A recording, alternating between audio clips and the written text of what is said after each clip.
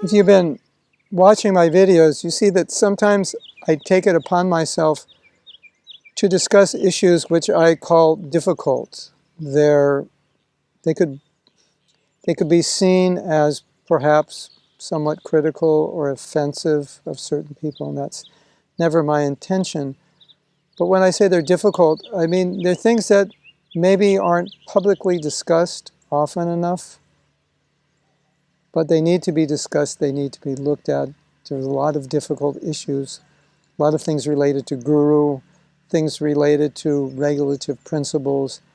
We talked about female Diksha gurus. We talk about things which are sometimes controversial and sometimes just difficult to talk about. And sometimes when I talk about them, there's some reluctance because I feel that I don't want to be the one person who represents a Siddhanta on difficult issues.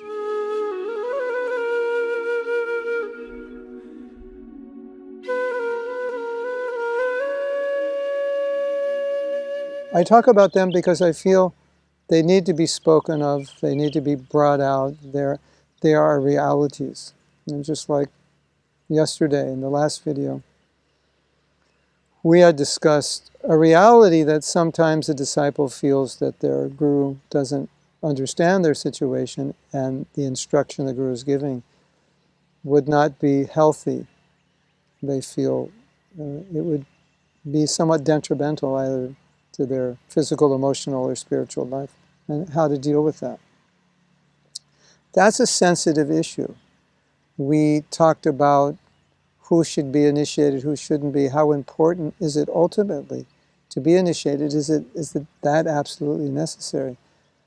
That's a sensitive issue. And when I say sensitive, I also mean maybe difficult to talk about in a public setting, which I said needs to be, but also difficult in the sense that we may not get consensus on everything that I talk about. And so I just wanted to share that one of the reasons I talk about it is not to come across as an absolute authority, but just to be able to talk about it publicly and to let you know that issues like these are on people's minds. And Krishnadas Kaviraj has said that don't be afraid to talk about these things if things are difficult or controversial. We must approach with the utmost respect for all Vaishnavas when we discuss these things, because it may seem like we're criticizing some people or saying that some people sometimes make mistakes and so forth, and that's not our intention. But our intention is to describe realities. Now here's another reality, which is a very difficult thing to talk about publicly, but there's a god sister of mine who told me that in teaching the disciple course, almost every time a student comes up at the end and says, what do you do if you've chosen the wrong guru? And so then you may say to me, are you saying that the guru anyone has chosen could be wrong? And what has this person meant was that if I had the opportunity to do it again, I would probably have chosen someone else. Now what do? They didn't mean it as an offensive comment. It's just a reality. So these realities exist in ISKCON, and topics like this need to be discussed because they do happen. It may not happen to you, but it may happen to someone you know, and they may ask you, what do I do and how do I deal with it? And so one of the things that I want to talk about in this video is this point. If this ever happens to you or somebody, well, what do you do? How do you deal with it? Is it even offensive to think that way? Is it a wrong mentality to think that way? Is there something wrong with the devotee who thinks that way? Now, from one sense, we could say, yes, there is something wrong. Nobody should ever doubt their guru or disrespect their guru and so forth. But I don't think that such a person is disrespecting or doubting that person. I think what they're saying is that they're hearing from other gurus, and it's acting on them in ways which the words of their guru is not acting. It's inspiring them in ways that the words of their gurus are not inspiring them. It's resonating with them in ways that the words of their guru aren't resonating. Is that offensive? I wouldn't say it's offensive. I would just say it happens sometimes. And you might say, well, maybe it's the attitude they had in the first place that's allowing them to feel this way. And that could be argued.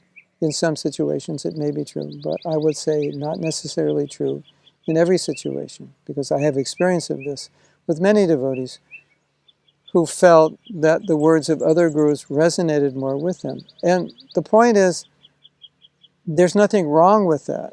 And in a sense, you could say there's everything good about it. If someone is inspiring you, why is there anything wrong with that? The only thing wrong with that would be is that it causes you to make offenses to your Diksha Guru or minimize his position. Now, for example, we saw this within the Ritvik camp, who said that no one is qualified to be Guru except Prabhupada, or at least Prabhupada did not appoint anyone. So that's a contentious point which cannot be backed up in Shastra, and it's not the point of this video to discuss it. But many of them became offensive to those who took the position of Diksha Guru because they believed that no one should have that position, and they started offending them as disobeying Prabhupada, as imitating Prabhupada, usurping Prabhupada's position, and so forth. Usurping Prabhupada's position. This is not good. We may have disagreements, we may say things in various ways, but if that causes us to offend or disrespect the devotee, what to speak of our guru, that's a huge mistake. And we've seen that. And some devotees became attached to another guru to the degree that they felt that their guru, this new guru they became attached to, was the guru, the only one who could save them, and their other guru was not qualified. And that is dangerous. So going back to the original point that sometimes a devotee may feel a deep connection with someone they didn't take initiation from, and they're very inspired to hear from them and serve them. There's nothing wrong with that. In many cases, it just naturally happens. It's not because there's anything wrong with the devotee. And they may even say things like, yes, if I would have met you before, I would have taken initiation from you. And it doesn't mean that there's anything wrong with their guru. It doesn't mean they disrespect their guru. Or at least they shouldn't disrespect their guru. They shouldn't think anything's wrong with their guru. And if that respect for their guru is there, that connection is still maintained, they honor their guru in so many ways. And if, in light of that, they take guidance from this other guru, serve under the direction of this other guru, develop even a closer relationship with the Siksha guru, there's nothing wrong. It's just a reality of what happens. So I'm not saying that this means everybody go out and search out a Siksha guru to have, if you're having some doubt or you're very distant from your guru or whatever, having some problem. That's not my point. My point is, in the course of time, sometimes we meet other devotees that we kind of have a special place in our hearts, and we were not initiated by them. And we can actually have very deep relationships with them. And not only is that not bad, it's good, because that will help you in your Krishna consciousness. And if that helps you in your Krishna consciousness, and you maintain proper respect for your Diksha Guru, then this is good. It's the way ISKCON was set up, that there would be many, many devotees who could help you in your Krishna consciousness. Hare Krishna.